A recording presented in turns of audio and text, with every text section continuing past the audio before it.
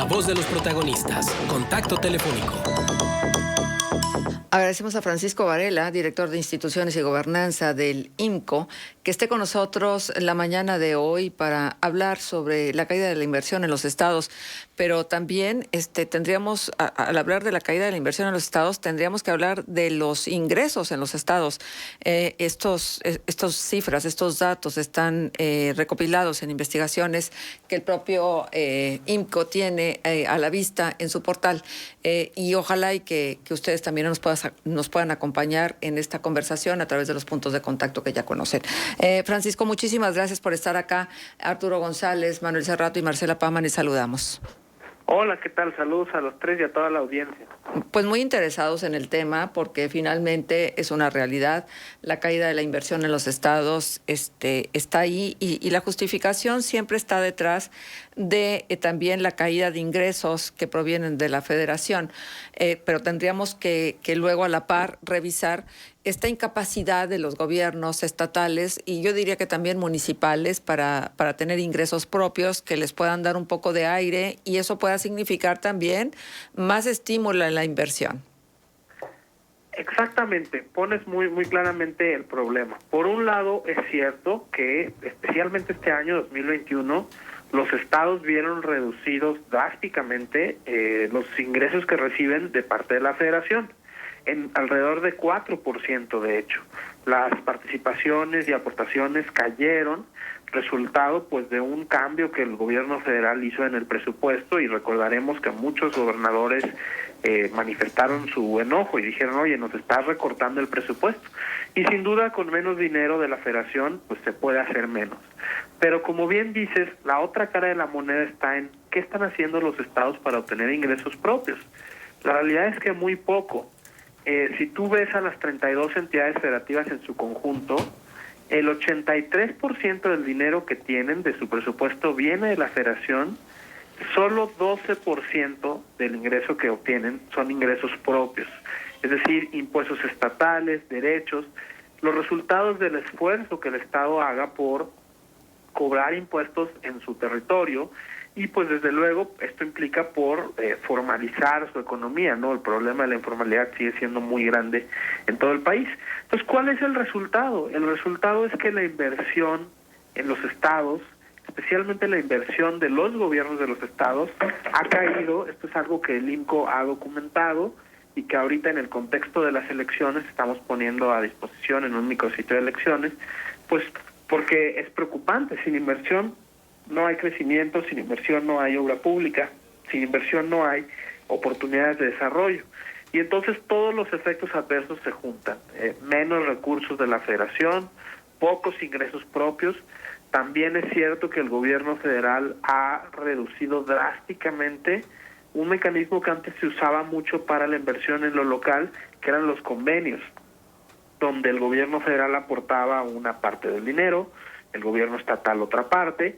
Y bueno, pues el gobierno federal, teniendo mayor capacidad, digamos, corría con la mayor parte del costo de un proyecto, y este tipo de convenios y proyectos se han reducido mucho. Entonces la preocupación que vemos es, pues no queda claro cuál va a ser el rumbo hacia el futuro si no tenemos inversión en lo local por parte de los estados. Ajá. Se ha creado esto de las asociaciones público-privadas como opción para generar inversión. ¿Cuál es el riesgo de estas asociaciones público-privadas y qué deberíamos de estar atentos en función de su implementación, Francisco? Exactamente. Mira, las asociaciones público-privadas consisten en que el sector privado aporta una parte muy importante del costo de la inversión de un proyecto, y a cambio recibe una especie de contrato que indica ciertas contraprestaciones. Esto es muy común, por ejemplo, para proyectos de infraestructura como carreteras. ¿Cuál es el problema? El problema es que el gobierno dice, bueno, yo no tengo dinero para este proyecto. Tu sector privado tienes capital, apóyame para desarrollarlo. Eso pues está bien, es buscar una fuente de financiamiento, pero el riesgo es que generalmente en estos contratos se establecen contraprestaciones que duran muchos años y que pueden llegar a ser muy onerosas para el gobierno y también para la ciudadanía.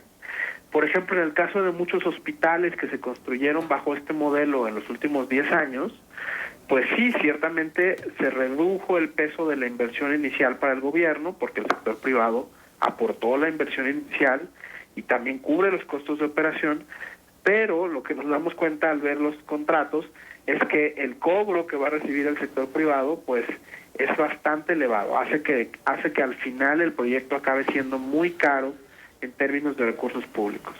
Entonces, las asociaciones público-privadas son oportunidades para los estados para que consigan recursos para hacer obras e invertir, pero tiene que asegurarse que los contratos sean balanceados, es decir, que el sector privado recupere su inversión con una ganancia, porque pues es lo que se espera, pero que no se vuelvan lastres para las finanzas públicas locales, que después se vuelva un problema tener que estar pagando estas contraprestaciones que son pues por 20 o 30 años, y resulte al final ahora sí que más caro el caldo que las albóndigas.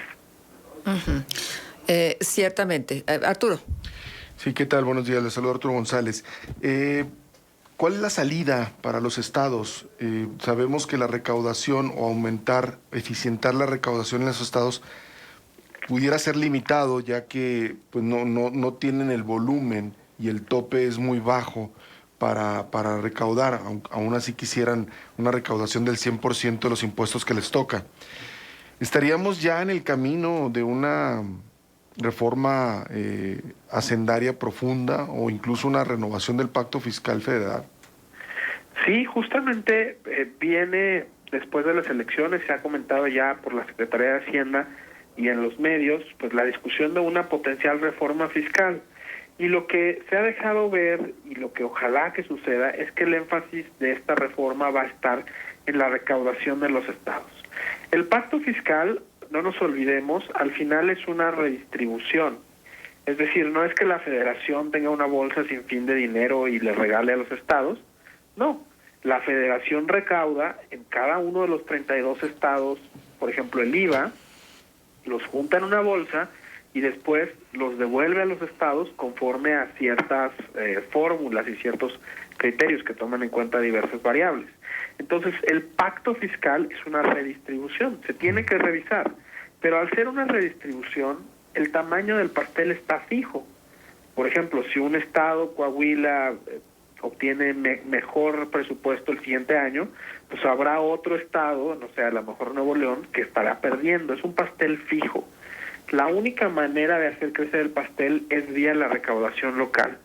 Y el gobierno federal, en esta propuesta de reforma fiscal, tiene que forzosamente sentarse con las 32 entidades y encontrar la manera, porque como dices, no es tan fácil aumentar la recaudación estatal, implica un verdadero cambio de paradigma. En muchas entidades inclusive ni siquiera hay la capacidad burocrática de cobrar impuestos, implica además cosas como la formalización de la economía. Tenemos estados con 80% de la economía en la informalidad. Bueno, ¿cómo van a aumentar estos la recaudación? Entonces es un poco un tema de como cuando los hijos se independizan de los padres. Eso va a ser la reforma fiscal. Los hijos son las entidades y desde luego el pacto fiscal seguirá existiendo de la forma que se determine y habrá ahí una redistribución, pero al final los hijos tienen que encontrar maneras de generar sus propios ingresos y ese es el gran reto, porque cada entidad tiene problemas distintos, cada entidad tiene impuestos y derechos distintos, algunas como la Ciudad de México o Nuevo León tal vez tienen una relativamente buena recaudación local, pero otras básicamente no tienen ninguna generación de ingresos públicos locales. Entonces ahí tiene que estar. Las reformas fiscales anteriores siempre han buscado subir la tasa de ISR o ampliar la base gravable de productos que tienen IVA. Siempre se han ido por el camino fácil, que son los impuestos federales. Esta vez ya no hay de otra, hay que ir por el camino difícil, que es estado por estado revisar qué se va a hacer con la recaudación local. Ujú. Francisco, buen día. Saluda a Manuel Cerrato. En algún momento el IMCO propuso que, por ejemplo, se reduzca el impuesto sobre nóminas para aumentar entonces la formalidad. Sin embargo, ¿eso no sería luego un pretexto de los gobiernos estatales para no generar obra pública, que buena parte de la obra pública que se genera también viene de los fideicomisos del impuesto sobre nóminas? Sí, todo cambio impositivo tiene una cosa que ganas y una cosa que pierdes. Uh-huh. Y efectivamente el IMCO ha en diversos momentos dicho que algunos impuestos pueden tener un efecto más negativo, por ejemplo, sobre incentivo a la formalidad, que lo que realmente recaudan. Es decir, recaudas muy poquito dinero y por otro lado desincentivas a que las empresas, los negocios y las personas se formalicen. Entonces tenemos que entender que los paquetes de impositivos son canastas de impuestos y derechos. Y justo por eso hay que buscar un balance adecuado entre aumentar la recaudación sin desincentivar la formalidad y también sin que, repelas la inversión. Si tú te vuelves una entidad federativa, no sé si Coahuila, te empieza a cobrar impuestos de todo y por todo y muy altos, pues la inversión no va a ir a Coahuila, la inversión va a ir al estado de al lado, donde a lo mejor hay menos impuestos locales. Uh-huh. Ese ha sido el tema por el cual los impuestos locales no han funcionado, porque los estados no quieren cobrar un poco para seguir siendo atractivos a la inversión, a los negocios que puedan llegar ahí. Por eso la reforma fiscal tiene que ser, en cierto sentido, coordinada. Es decir, tienen que ponerse ciertas bases que todas las entidades puedan establecer impuestos, tasas, inclusive comunes, para que esto ya no sea un pretexto y una razón de, oye, yo quiero cobrar menos para que así vengan aquí las empresas y las maquiladoras, y etcétera, etcétera. Entonces, en ese balance se toma en cuenta tanto la composición de qué impuestos traen más beneficios que costos, cuáles traen más costos que beneficios, y también las tasas relativas de impuestos entre las entidades federativas, especialmente con un enfoque regional. Es decir, no puede haber dos estados vecinos muy parecidos y que uno cobre todos los impuestos habidos y por haber y en el otro no se cobre nada, porque eso ciertamente no sería ideal para promover el desarrollo equitativo del país. Claro. Ahora, en el caso de Coahuila, pues hay esta particularidad, ese pesado lastre que es la megadeuda que se está pagando, ¿no? El llamado Moreirazo, y que lo que se paga año con año el presupuesto estatal, pues es prácticamente lo mismo, es un poquito mayor a lo que se destina para inversión pública, que son un poco más de 3,000 millones de pesos cada año. En ese sentido, pues el Estado está muy condicionado a lo que se puede hacer. Entonces, ¿qué margen de maniobra tendría un Estado como Coahuila con esa situación de la megadeuda que destina tanto recurso de su presupuesto anual a pagarla, pero bueno, mayormente a intereses, no tanto a capital, y entonces se le reduce mucho el margen de inversión, de obra pública y demás? ¿Qué salida convendría en una situación así, Francisco? Mira, es muy difícil porque la deuda se adquirió en el pasado y son obligaciones que obviamente no se pueden rehusar, se tienen que pagar.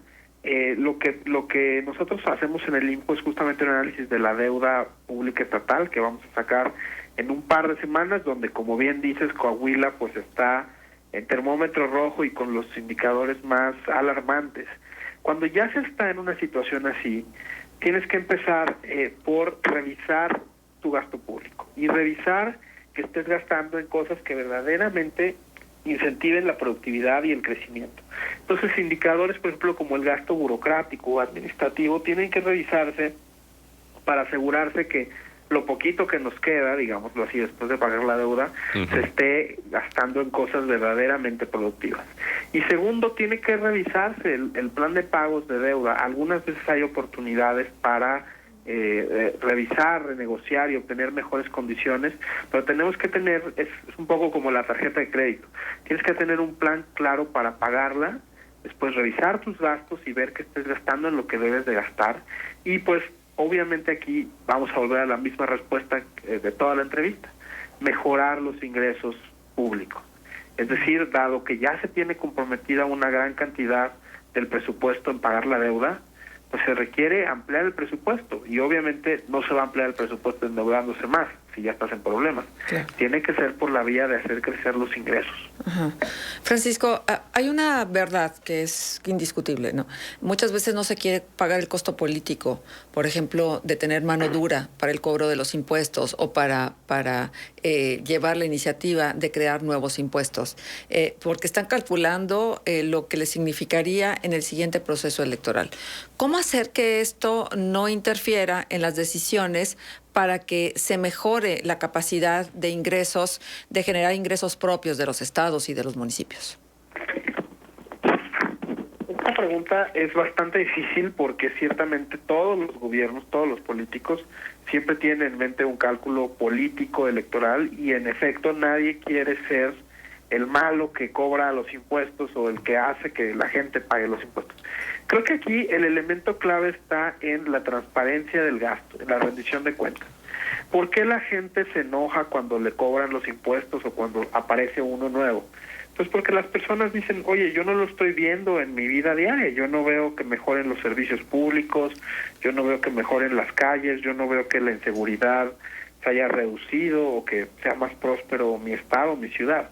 Entonces, empieza por ahí, empieza por, como dije antes, revisar el gasto y hacer una estrategia muy clara de que las personas puedan saber en qué se está gastando el dinero y cómo eso mejora directamente o indirectamente su calidad de vida. Ahora sí que en el pedir está el dar, y solamente en la medida en la que los gobernadores y las gobernadoras y los gobiernos locales tengan esa manera directa de decirle a la gente y demostrarle cómo se está usando el recurso, es que las personas podrían entender que se estén cobrando nuevos o mayores impuestos. Entonces los gobernadores, en vez de verlo como solo el costo de, voy a cobrar más, tendrían que verlo como la oportunidad de mostrar y decir, aquí está el gasto, aquí están los aspectos que se están cubriendo con el gasto y aquí está la forma en la que queremos que esto impacte sobre la gente. Y pues si pedimos más recaudación es justamente para hacer esto mejor. El problema, desde luego, es que pues también como el INCO ha revisado, el gasto en los estados, muchos de ellos, deja mucho que desear, mucho gasto burocrático, mucho gasto administrativo y, como comentabas, poca inversión, poco gasto en servicios públicos. Entonces, ¿con qué cara vas a pedir mayor recaudación? ¿Con qué cara vas a decir, oye, voy a poner este nuevo impuesto o a cobrar este nuevo derecho si el gasto no está bien? Entonces, es un problema integral. Entonces, ojalá también que cuando se discuta sobre una potencial reforma fiscal, también se hablen los aspectos de gasto público en lo local. Francisco, estamos viendo una propuesta que se está impulsando en Estados Unidos. El presidente Biden ha armado un proyecto ambicioso de reactivación económica que implica una renovación de las infraestructuras en todo Estados Unidos, un proyecto de alrededor de $2 billones, o 2.5 billones de dólares por ahí. Y está proponiendo para financiarlo un incremento sustancial al impuesto a las corporaciones y al 1% más rico de los Estados Unidos. ¿Sería esa una vía plausible para México? Mira, el plan de infraestructura del presidente Biden es el más ambicioso que ha habido en décadas. Y justamente en la medida de esa ambición requiere una contraparte de recaudación muy grande. El detalle es que lo que se ha documentado en Estados Unidos recientemente es que muchas de las grandes corporaciones pagan 0 impuestos federales. Porque en Estados Unidos gran parte de los impuestos que pagan las empresas están en lo local. Allá es al revés. Allá primero le pagas a tu estado un montón de impuestos, haces tus cuentas y después ya ves si le tienes que pagar algo a la federación, ¿no? Aquí es al revés. Aquí primero pagas el ISR a la federación y luego ya unas poquitas cosas a los estados. Entonces, el presidente Biden a lo que se refiere es, tenemos que cobrar impuestos federales. Es un poco en sentido contrario. Aquí en Estados Unidos se cobra mucho impuesto local, tenemos que comprar un impuesto corporativo federal. Yo creo que es una buena idea en el contexto de aquel país. En el contexto de México, los principales impuestos que pagan las empresas y también los individuos como el ISR ya son federales y ya tienen tasas considerables, Okay. es decir, por ejemplo, como el 34%. Entonces, uno dice, bueno, ¿por qué a mí me cobran el 34% de ISR? Y si tú te fijas, la recaudación federal no es el 34% del PIB, es mucho menor. Bueno, eso tiene que ver más con un problema de informalidad, de evasión y de elusión. Entonces yo creo que no es por ahí, yo creo que nosotros tenemos un problema distinto. Francisco, creo que procede que invitemos al auditorio a que si está interesado en el tema vaya y lea las publicaciones que ustedes tienen en el portal del IMCO. Es correcto, en imco.org.mx o en Twitter @imcomx, ahí pueden encontrar mucha información útil al respecto. Muy bien, Francisco, pues agradecemos mucho la presencia del IMCO, tu presencia con nosotros aquí en Contextos. Hasta luego. Hasta luego. Hasta luego, Francisco Varela, director de Instituciones y Gobernanza del IMCO. Bueno, pues vamos adelante, son las 8 de la mañana con 27 minutos. Tiempo de hacer pausa comercial y regresamos.